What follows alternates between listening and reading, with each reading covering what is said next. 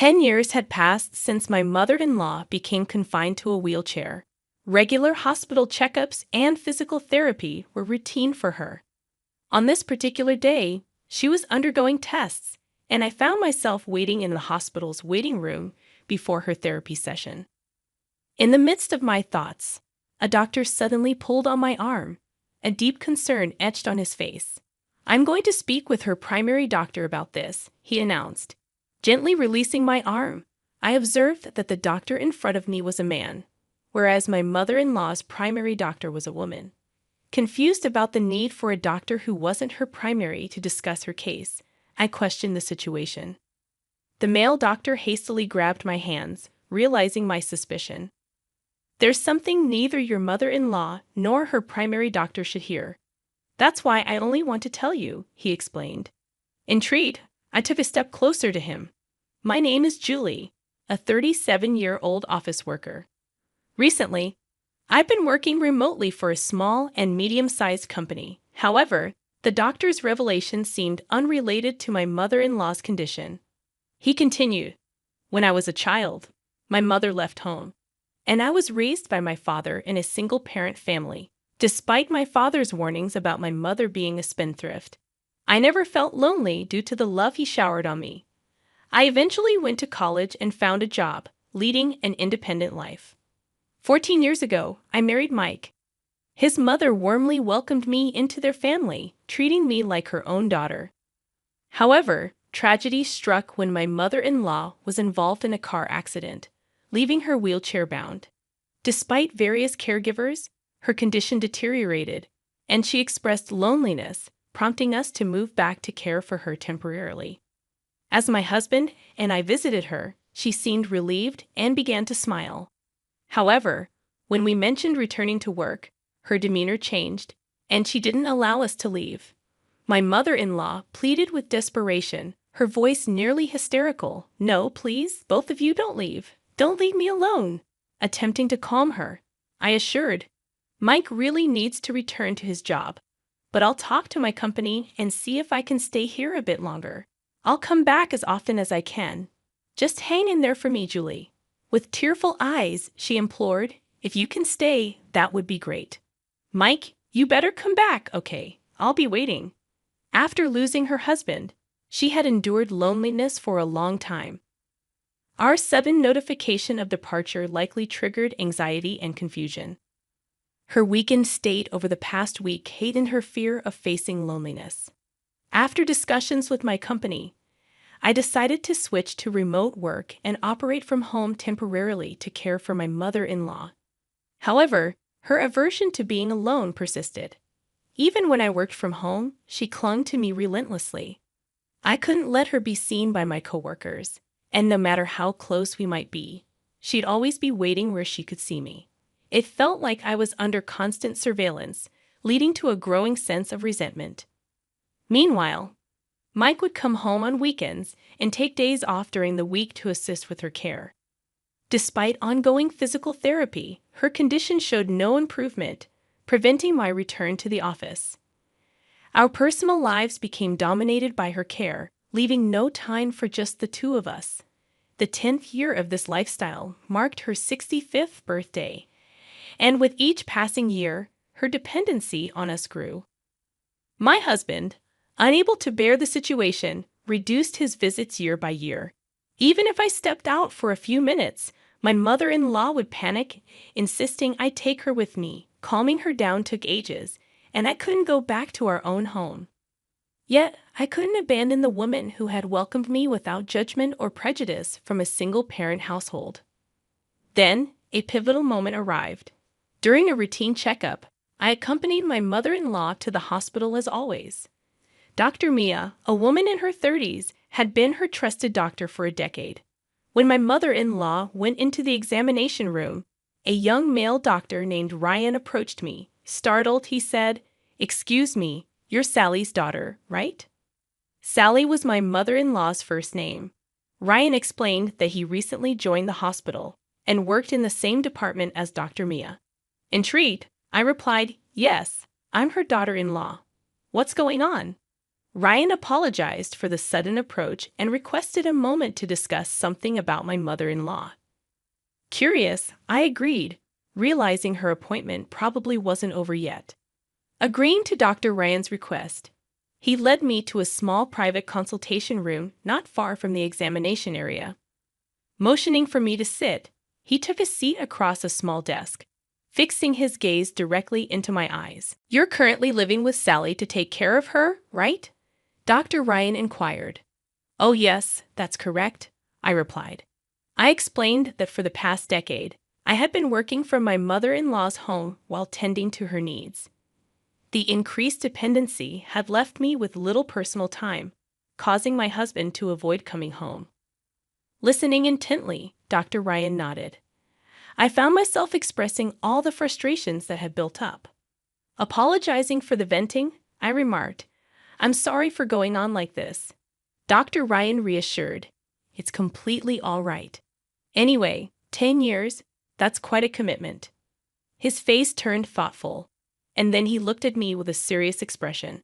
However, before his words could reach me, a scream from my mother-in-law pierced the air. Both Dr. Ryan and I rushed to the examination room, only to witness an unthinkable scene that left me speechless. Dr. Ryan urged, "You should leave that house as soon as possible. Get away from your mother-in-law." Suppressing my anger, I nodded, and without heading to my mother-in-law, I went straight to the police. Despite skepticism, they promised to investigate. I hastily packed my belongings from the house, the disturbing image from the hospital replaying in my mind. An hour later, while still packing, I explained everything to my husband over a call. Numerous calls and messages from my mother-in-law flooded my phone, but I continued to ignore them. In the evening, my husband and the police arrived, and that's when I finally answered a call from my mother-in-law. Angrily, she demanded to know why I had left her behind. With a firm attitude, I informed her, "I realized I don't need to live with you anymore. I'm going back to the house where my husband is." Indignant, my mother-in-law ranted and raved. With a sigh, I responded, "Why don't you just walk back home from the hospital?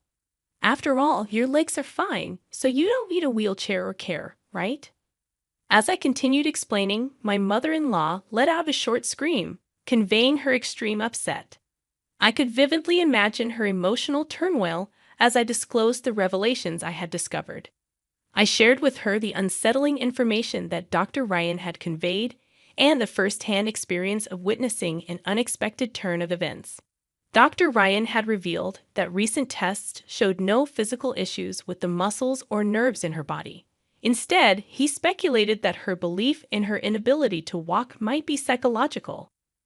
The power of such beliefs could be formidable, and Dr. Ryan considered both physical and psychological care for her legs. In his efforts to include me as a family member in the care plan, he had called me over. However, it turned out that my presence wasn't necessary.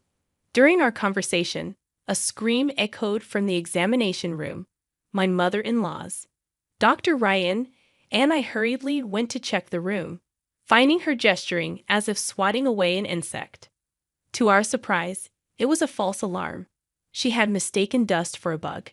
In a surreal moment, she picked up the motionless dust and walked to the trash can, revealing that she could walk without the need for a wheelchair or cane, moving with astonishing ease. Dr. Ryan pushed me to the corner of the hallway, and we observed silently as my mother-in-law, seemingly unaware of our presence, calmly returned to her wheelchair. Dr. Mia entered the room, exchanged an envelope with my mother-in-law, and, acting nonchalantly, pushed her wheelchair toward the physical therapy facility. Stunned by the unfolding events, I stood frozen until Dr. Ryan gently shook me out of my daze.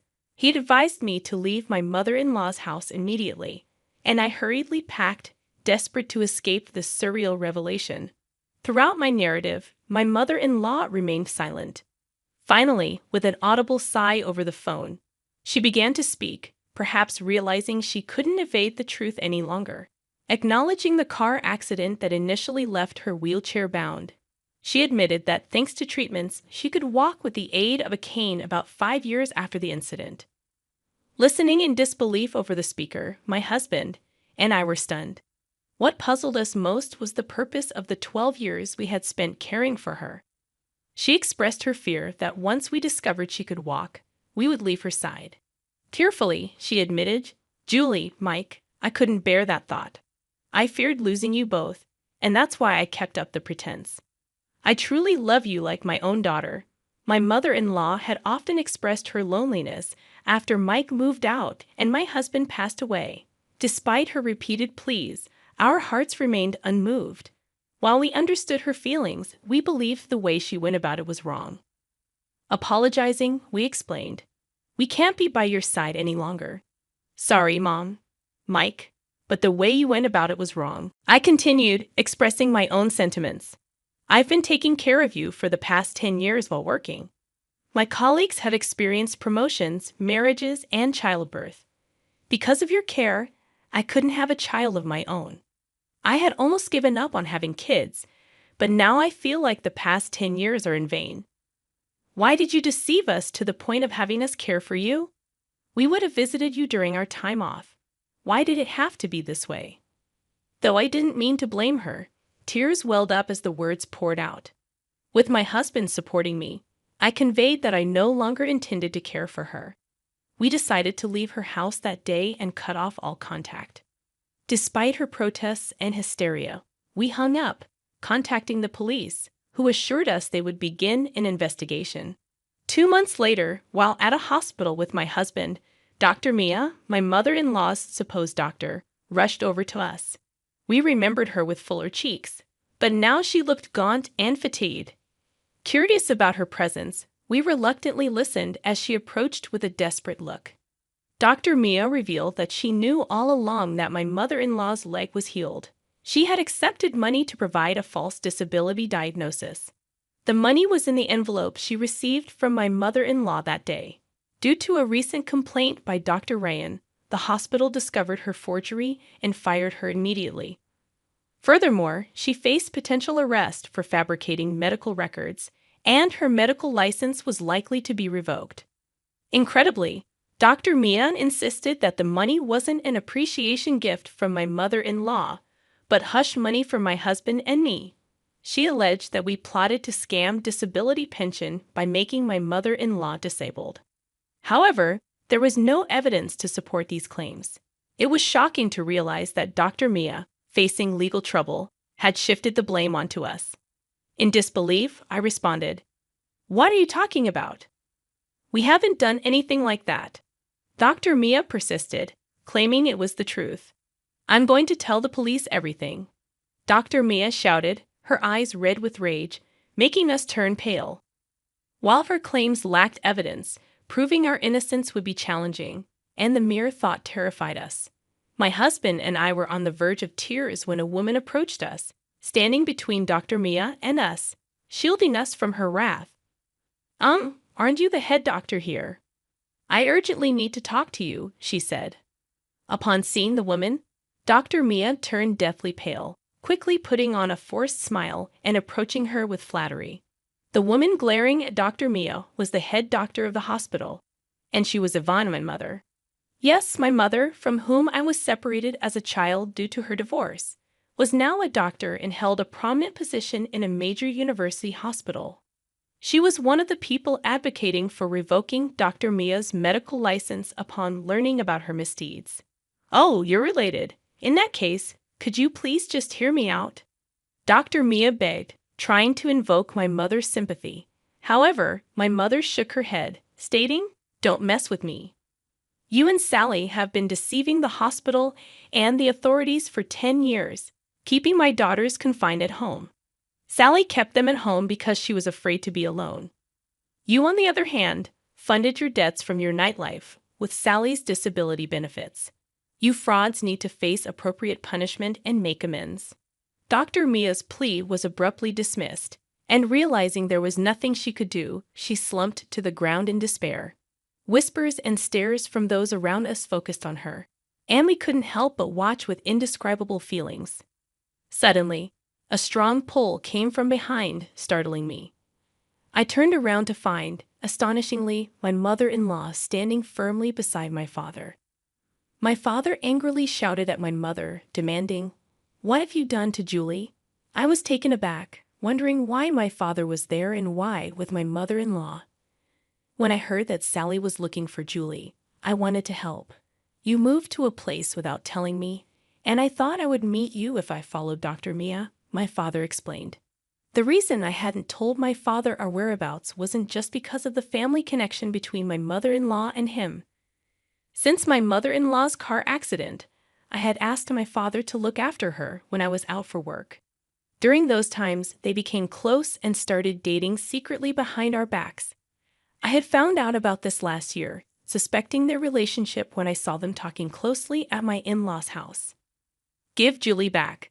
I won't let you take her away," my father yelled at my mother, an intensity I'd never seen before. Brushing off his grip, I shouted, "Stop it. I know all the stories you told me about Mom are lies." My father's face went pale at my revelation. Since the divorce, he had been feeding me lies about my mother to ensure I didn't want to meet her. The stories about her treating him like a slave or leaving him for a younger man were all false. My mother, an accomplished doctor, always had a busy schedule, and my father knew this when they married. However, after I started daycare, his attitude shifted drastically. Blaming her for our lack of family vacations, he decided to divorce her, claiming she wasn't a good mother. On my 4th birthday, my father suddenly took me and left home. In reality, it was him who left, not my mother. Following the divorce settlement, even though my mother had a decent income, she couldn't guarantee time for raising me. My father was nominated to live with me. However, my mother had been sending a substantial amount in child support every month. I didn't know this until I met my mother. Even after becoming a single parent, my father ensured I didn't want to see my mother by portraying her in a negative light with false stories. It seemed that my mother wanted to see me, but most of the time, she was overseas for training or research. She kept sending me letters from overseas that my father kept refusing, hiding the letters. There were times when it seemed they might meet, but something always came up. Either my mother got an emergency call at the hospital, or my father would come up with an excuse to cancel at the last minute. I had been told since I was young that my mother couldn't be reached, or that no one knew where she was. It turned out that was a lie. The reason my father could afford to travel once every 2 months and pay for my high school and college tuition was thanks to the child support money from my mother. Our comfortable life was all thanks to her. So the story of my father working late nights was also a sham to make it seem like he was struggling with parenting. He'd work a regular 9-to-5 job, then spend nights somewhere, coming home only in the early morning. When my father yelled, "Where's your proof?" my mother calmly showed him a mobile bank app, saying, "This is how much I've transferred to you over the years for Julie, and your company unusually has strict policies against second jobs, so it was impossible. I can confirm with them if you'd like." My father crumbled, and my mother-in-law tried to comfort him. Seeing my father like this made me realize that I had been lied to my entire life. While the truth was shocking, I felt more anger than anything else. I said coldly, "Thanks for everything, Dad, but it's time to say goodbye." Saying that, my father clung to me, and my mother-in-law said, "Julie, your dad did everything he thought was best for you." No, he did it for himself. He lied about struggling as a single parent, using the money from my mom. And you lied to my husband and me, trying to bind us to your home. Both of you are a perfect match for your lies. Please stay away from us. With no excuses left, my father and my mother-in-law were speechless. Ignoring their stunned faces, we left the hospital with my mother. Later, Dr. Mia was arrested and lost her medical license. She had forged medical documents multiple times and was sentenced to imprisonment. Additionally, the hospital she worked for is suing her for defamation. My mother-in-law had bribed a doctor for a fake diagnosis, leading to her having to pay back all the pension money she received with interest. She's also facing fraud charges, as informed by the police. Mike says he's cut ties with her, so he's not bothered about her future. I'm trying not to care either. As for me, I realized I had been somewhat dependent on my mother-in-law. Feeling betrayed sent me into a mental spiral. So I've been seeing a therapist at the hospital where my mother works. Regarding my reunion with my mother, when I was getting a referral at my previous hospital, the doctor's name I was referred to was the same as my mother's. To my surprise, it was actually her. My mother was skeptical when she saw a patient named me, but during the consultation, she realized it was me. Our reunion can only be described as miraculous. I can't be treated by my mother due to hospital rules, but she supports me from behind the scenes. I've been back to my job at the office while still attending therapy. When visiting Dr. Ryan, who informed me of the truth about my mother-in-law, I heard that he and my husband were old high school buddies. We now often hang out with Ryan visiting our place, and everything feels like old times. It may be hard for me to forget how I was tied up by my mother-in-law and my father. But my husband, my mother, and Dr. Ryan always encourage me to take things easy and do what I want. Thanks to that, I'm planning trips with my friends or going to cafes by myself. At last, the day arrived when I could escape the constant sight of your face. Those freeloaders, who did nothing but consume without contributing, needed to go. They should be grateful for the charity they've received all this time. Understood. I declared, I won't be coming back.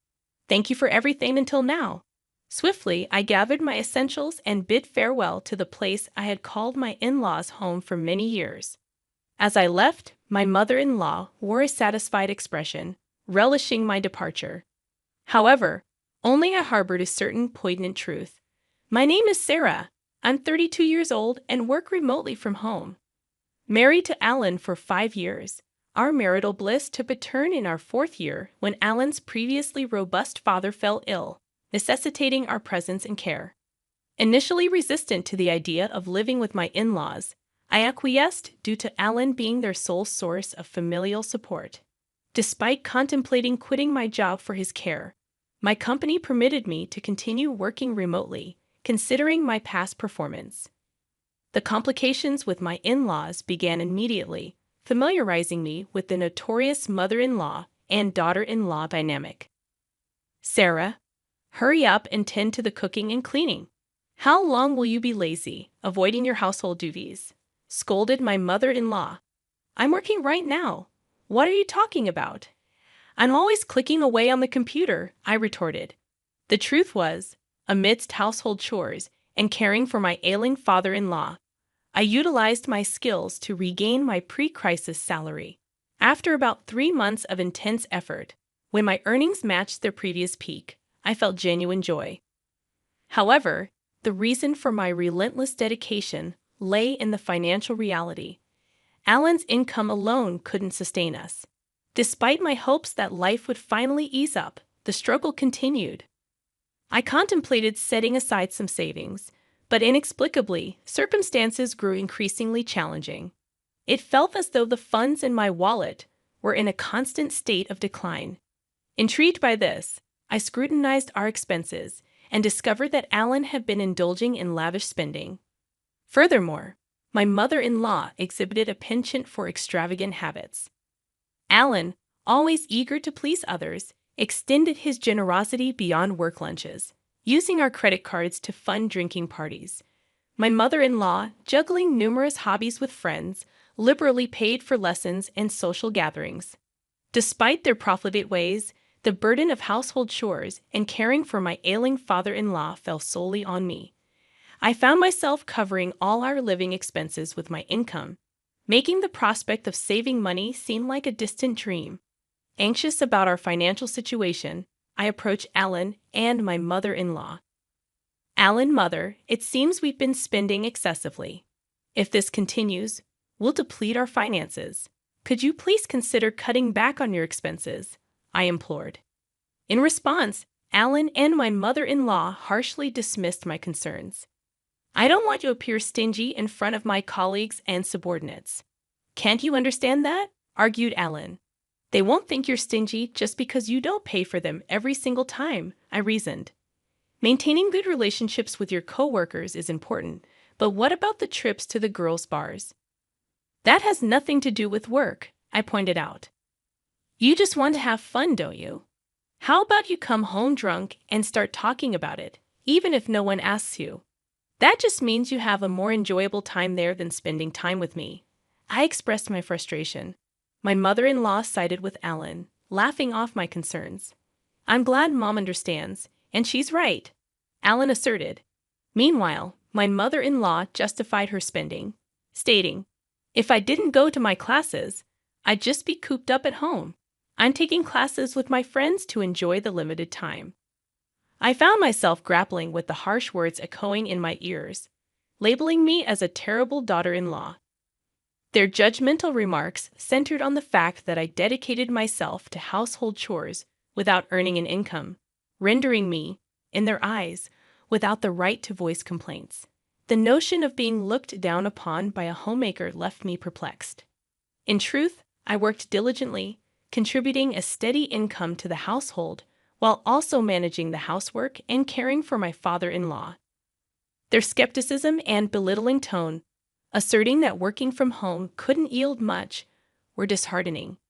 Even more so, my mother-in-law had apparently fed Alan a distorted narrative, implying that she alone took care of my father-in-law, painting me as an idle homemaker. The injustice of their perception left me speechless. Despite the countless moments when I contemplated leaving that challenging environment, the anchor that held me was my deep concern for my father-in-law. Since the early days of my marriage, he had consistently treated me with kindness, in stark contrast to Alan and my mother-in-law. His expressions of gratitude, acknowledging me as a wonderful daughter-in-law, resonated in my heart. Whenever he required care, he would apologize for the burden while expressing gratitude for my efforts. In these moments, I found solace and purpose in caring for him. I couldn't fathom leaving him to the whims of Alan and my mother-in-law. Father-in-law, it seemed, had been keenly aware of the family's dynamics, recognizing my contributions in maintaining our household's financial stability. His words of appreciation, acknowledging the importance of my efforts, became a source of strength. The anxiety about the fate of this household without my presence was overshadowed by the greater concern for my beloved father-in-law. Thus, I made the decision to personally provide dedicated care until my father-in-law's passing a year later. The somber occasion of his funeral became an emotional battleground for me. Despite my heartfelt grief, my tears were met with disapproval. "Why are you crying so much, Sarah? Father-in-law has passed away. Isn't mourning like this natural?" I was asked, but my response seemed to provoke irritation from my mother-in-law. She accused me of making it sound as if she had never taken care of him at all. The truth, however, was starkly different. My mother-in-law had hardly been involved in my father-in-law's care. Her preoccupation with hobbies and frequent outings left me as the primary caregiver. Despite my efforts, she portrayed herself as the oppressed and pitiful mother-in-law to outsiders, painting me as the cruel daughter-in-law. In the eyes of relatives, it seemed as though I was being too harsh on my mother-in-law. Even in the midst of mourning, I found myself criticized by those who understood little of the dynamics. Frustrated, I chose to distance myself from the relatives. However, this move did not go unnoticed by Ellen, who approached me with complaints. "You embarrassed Mom in front of everyone," he accused. "That doesn't make any sense. I was only crying about father-in-law's death. Despite that, your mom told me it was strange for me to cry. I never said she hadn't taken care of Dad at all. I just talked about mourning the loss of my father-in-law, whom I had always cared for," I defended myself. In the escalating argument, Ellen accused me of insulting his mother and suggested that if it bothered me so much, I should have cared for his father myself. The clash intensified, prompting the intervention of relatives who finally put an end to our quarrel. Following that incident, I maintained complete silence with my husband. After the funeral proceedings concluded, a lawyer arrived to discuss the inheritance. The lawyer began, "I'd like to discuss the contents of the will regarding your late father's estate. Firstly, to the wife and daughter-in-law Sarah, he's left half of his cash to each of you. To his son Ellen, he's left ownership of the family land and home." My mother-in-law questioned, What if Alan gets the land and the house? Doesn't that mean all the other assets go to the wife? Why is Sarah receiving an inheritance? She's not related by blood. The lawyer responded, "Your husband was deeply grateful to Sarah for the dedicated care she gave him. He wanted to express his gratitude by giving her part of the inheritance. This decision cannot be changed." Unable to accept this, my mother-in-law accused, "I can't believe it. You were caring for him just to get the inheritance, weren't you?" I defended myself, explaining, "I had a good relationship with my father-in-law since I got married. I took care of him to express my gratitude." My mother-in-law continued with her accusations, suggesting it was psychological abuse. Frustrated, she eventually gave up, and the lawyer continued, "So that was Dad's decision. It's gratitude for Sarah's caring, right? If that's the case, then we have no choice but to follow it. May I continue?" As the lawyer proceeded, my mother-in-law's discontented expression turned into a smile, and she exclaimed, "Yes, that's great. I understand." Confused, my husband questioned her, "What do you mean?" But my mother-in-law seemed pleased and explained, "Now that Dad's living is over, it's no longer necessary to rely on Sarah. Her inheritance is nothing more than severance pay. We don't need her in this house anymore." My mother-in-law had misunderstood my father-in-law's will, just as he had intended. In truth, he had discussed this plan with me before his passing. He wanted me to be free from the constraints of this house after his demise. Using the will, he cleverly deceived my husband and mother-in-law, making it seem natural for me to leave, just as he had planned. My mother-in-law, misinterpreting my father-in-law's intentions, saw the will as an opportunity to eject me from the family, concealing my actual desire to leave. I responded to her shock by saying, "Father-in-law, why would you treat me like this? Even to Dad, I was just someone taking care of him. Ellen, you can't understand Sarah anymore, right? Why don't you just divorce her?" Looking at Alan with tearful eyes, I pleaded, and after contemplating for a moment, he agreed, "You know what? Let's get a divorce. I've inherited the family home and land, and Mom got some money too. There's no longer any need to worry about living, so there's no problem if Sarah goes." "What do you mean by that?" "Just what I said. I feel bad for asking, but could you leave our house and agree to the divorce?" Understanding that there was no place for me there anymore, I agreed. "Understood. I guess there's no place for me here anymore." With a hint of restraint, I retrieved a document from the drawer and handed it to my husband. It was a notice of filing for divorce, prepared after our previous argument. My husband promptly signed it, expressing, "Finally, I don't have to deal with you anymore. A non-working freeloader should just get out. You should be grateful for us having put up with you, a total freeloader. Is that so?" "Okay, I understand. I'll leave. Thank you for things up to now." As I left, my mother-in-law appeared elated, unaware of what would transpire in the future of their house. Once out of their home, I wasted no time and immediately submitted the divorce notice to the city hall. Arriving at the apartment I had rented in advance, the spacious room echoed with my joy as I exclaimed, "Finally, I can be by myself. This is great." I felt overwhelmed with joy to be liberated from a challenging marriage. My heartfelt gratitude extended to my father-in-law for devising the plan that enabled my escape from my in-laws' home. Subsequently, I embraced a comfortable life living on my own, appreciating the newfound freedom and the ability to continue working remotely, a skill I had cultivated during my time at my in-laws' place. Having honed my time management skills, work flowed smoothly and my income increased, allowing me to lead a comfortable life free from interference. However, my peaceful existence took an unexpected turn when my ex-husband, Alan, called me out of the blue. Perplexed, I questioned, "It's been a while. Why are you calling me? Weren't you the one telling me to disappear?" "Sarah, please help us. We're in a pinch," Alan pleaded. I chuckled, finding the situation ironic. "What kind of joke is this? My salary hasn't changed, but for some reason, you're running out of money. We can't live like this." With a laugh, I decided to deliver the final blow. That's because you no longer have my income to support you.